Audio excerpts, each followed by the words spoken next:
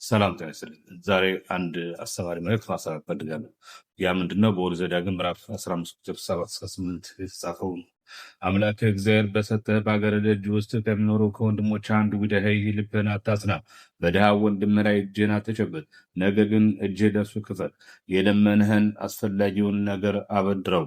ስለዚህ ኦሪት በዚህ አረፍተ ነገር ላይ ሁለት ነገር ታዘናለች። አንደኛ የተቸገረን የተራበን የተራዘን መርዳት መጽዋትን መመጽወት እንዳለብን ሲሆን፣ ሁለተኛው ደግሞ ድሃው ሰው ብድር ከጠየቀ ብድር የሚያስፈልገውን ያህል ብድር መስጠት እንዳለብን፣ ድሃ ነው ብለህ አላበድረውም ብለህ ነገ እንዴት ይመልስልኛል ከምን ያመጣል ብለህ እንዳታስብ ብላ ኦሪት ታዛለች፣ ታስጠንቅቃለች።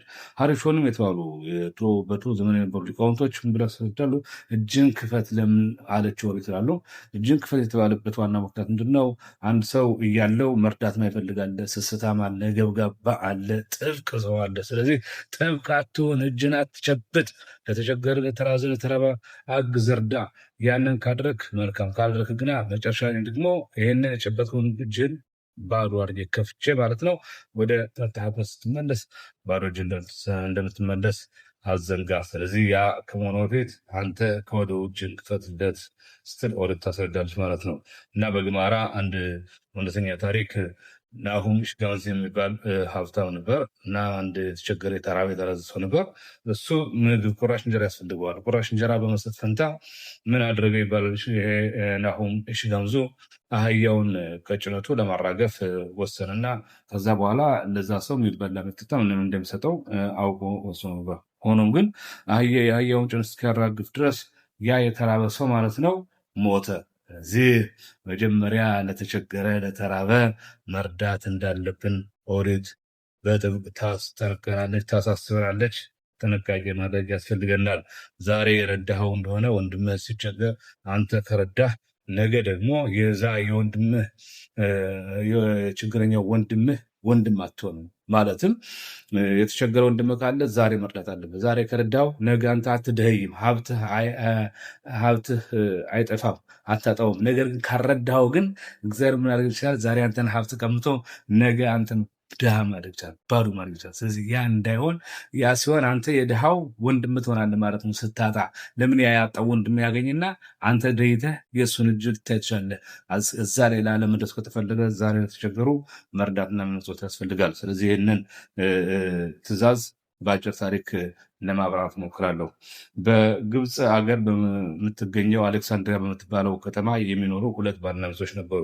እነዚህ ሁለት ባልና ሚስቶች ኑሯቸው የሞቀ ጥሩ ኗሪዎች፣ ሀብታም ነበሩ ይባላል እና ባልየው የባንክ ድርጅት ነበረው። ሁሌ ጠዋት ጠዋት ይሄዳል። ከሰዓት ለምሳ ግና ቤቱ መጥቶ ከባለቤቱ ጋር ተቀምጦ ይበላሉ፣ ይጠጣሉ፣ ስላለ ሁኔታ ይወያያሉ፣ ያማክራታል፣ ያወያታል። ከምሳ በኋላ ወደ ስራ መልሶ ይሄዳል ማለት ነው። በዚህ ሁኔታ እየኖሩ እያለ ከዕለታት አንድ ቀን ምሳ እየበሉ በነበረበት ሰዓት በር ይንኳኳል። በር ሲንኳኳ ባለቤቱ ተነስታ በሩን ትከፍታለች። በሩን ስትከፍት በሩ ላይ በጥግ በኩል የቆመው አንድ ያጣና የነጣ ድሃ ሰው እባካችሁን ትንሽ ቁራሽ እንጀራ ስጡኝ፣ ወደ አፌ ምግብ ከቀረ የተወሰኑ ቀናቶች አልፎኛል ብሎ ይናገራል። እና ድምፁ የሚያሳዝንና የሚያለቅስ አይነት ሰው ድምፅ ነበር ያለው። በዛ ሰዓት ባለቤቱ ይህን ሰው ካየች በኋላ ወደ ቤቷ ትመለስና እባክህን ይህን ድሃ ሰው አስገባውና ኩሽና ውስጥ ስጋ ወጥ አለ፣ ያሳ አለ፣ ዶሮ አለ፣ ድንች አለ፣ ሩዝ አለ፣ ስጠው እስኪሞላ ሆዱ እስኪሞላ ድረስ ይብላ። ከዛ በኋላ ደግሞ ስንቅ ሰንቅለት፣ የሚሄደው ምግብ አዘጋጅተህ ስጠው ይዞ እንዲሄድ። ከዚህም አልፎ ህይወቱ መለወጥ እንዲችል ገንዘብ ስጠው። እኔ ግን ትንሽ ራስን ስላመመኝ እረፍት ማድረግ አለብኝ ብላ ወደ መኝታ ክፍሎ አመራ ይችላሉ። ባልየውም ይህን ድሃ ሰው አስገብቶ የሚበላው ምግብ ሰጠው። ሆዱ እስኪሞላ ድረስ በላ፣ ጠጣ፣ ስንቅ ሰነቀለት፣ አዘጋጀለት። ለሁለት ለሶስት ቀን የሚሆን ምግብ አዘጋጅቶ የበሰለ ምግብ ሰጠው። ከዛም ህይወቱን መለወጥ የሚችልበት ገንዘብ አስዞ ሰደደው፣ ሸኘው። ድሃው ከሄደ በኋላ ባለቤት ወደምትገኝበት ክፍል ባል አመራ። በሄደበት ሰዓት በጣም የሚገርም ገጠመኝ ያጋጠመው። ባለቤቱ የባርቹና ወንበር ላይ ቁጭ ብላ ማለት ነው ስቅስቅ ብላ ስታለቅስ ያገኛታል እና ይደነግጥና ምን ነው ምን ሆንሽ ለምን ታለቅሻለሽ ብሎ ይጠይቃታል። ይሄን ሲጠይቃት ምናችሁ ከመጋባታችን በፊት ፈትቼ እንደነበር ታውቃለህ አይደል ትለዋለች። አዎ አውቃለሁ፣ አንቺን ፈተሽ ነበር፣ እኔም ፈትሽ ነበር፣ የፈታችና የፈታ ተጋባን። ታዲያ ምንድን ነው ችግሩ ይላታል። አዎ ከአንተ በፊት የነበረውን ይህንን ታሪክ የምታውቀው ነገር አለ ወይ ትለዋለች። አይ እኔ መፍታትሽን ነው፣ ከዚህ ውጭ ሌላ ምንም ያጣራሁት ነገር አልነበረም፣ መፍታትሽን አውቄያለሁ ይላታል።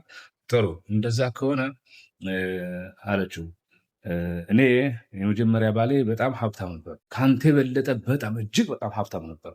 ነገር ግን ሀብቱ በጨመረ ቁጥር፣ ሀብቱ በአደገ ቁጥር ሰው ባሌ ማለት በጣም ስስታ፣ ጨካኝ፣ አረመኔ ሆነ። ከዕለታት አንድ ቀን ምሳ ልክ እንዳንተ ሁልጊዜ እየመጣ አብሮኝ ይበላ ነበረ።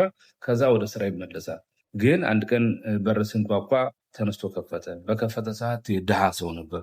ያ ድሃ ሰውም ትንሽ ቁራሽ እንጀራ በጠየቅበት ሰዓት አንተ ለካ እኛ ምግብ እየበላን ከሚስቴ ጋር ባለሁበት በረፍት ሰዓቴ ምን ብለህ ትረብሸናለህ? ለምን በዚህ ሰዓት ትመጣለህ? ብሎ ተቆጥቶ ሂድ ጥፋ ከዚህ ብሎ አባሮ ሰደደው። በዛ ሰዓት እኔ ምን አይነት ጨካኝ አረመኔ፣ እንዴት አንጀት የለውም ርህራሄ እንዴት የለውም ብዬ በጣም አዘንኩኝ። በዛ ሰዓት እኔ ከሰውዬ ጋር በህይወት አብረው እንዳልኖር ወሰኑ። መኖር አልፈልግም አሁን ለራሴ።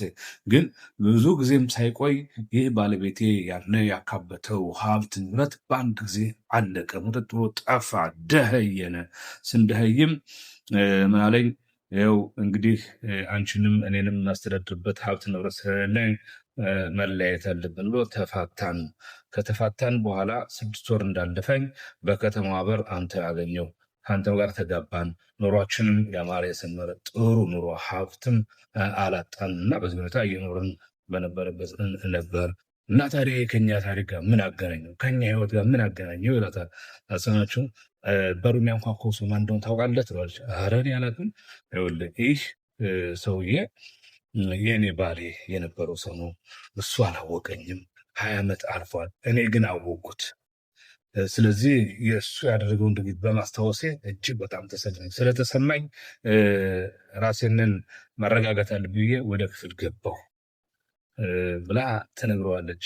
በዚህ ሰዓት ንግግሯን ልክ እንደጨረሰች ማለት ነው ባለቤቷ ስቅ ብሎ ያለቅሳል። እንዴ በነካ ተላላፊ በሽታ ሆነብህ እንዴ? ምን ነካ? ምን ሆነ ነው ብላ እሷም በመደንገጥ ባለቤቷን ትጠይቀዋለች። ስትጠይቅ ማለት ስሜ ያን ጊዜ ይህ ሰውዬ ከቤቱ ያባረረው ድሃ ሰው እኔ ነበርሁኝ ብሎ አላት ይላል። ስለዚህ አያችሁ እኛ ለሰዎቹ ለተራበ ለተቸገረ መርዳት በጣም ትልቅ ነገር ነውና ይሄንን ሀሳብ ሁላችንም በደንብ አድርገን ወይም መልዕክቱን ታሪኩን ልንረዳው ይገባናል። ለተቸገረ የሚረዳ ሁሉ መጨረሻ ላይ ለሱም አይጎልበትም። ስለዚህ በመጽሐፍ ምሳሌ ምን ተብሎ ተጽፏል መሰላችሁ? የድሃውን ጩኸት እንዳይሰማ ጆሮውን የሚደፍን ሰው እርሱ ራሱ ይጮሃል አይሰማለትም።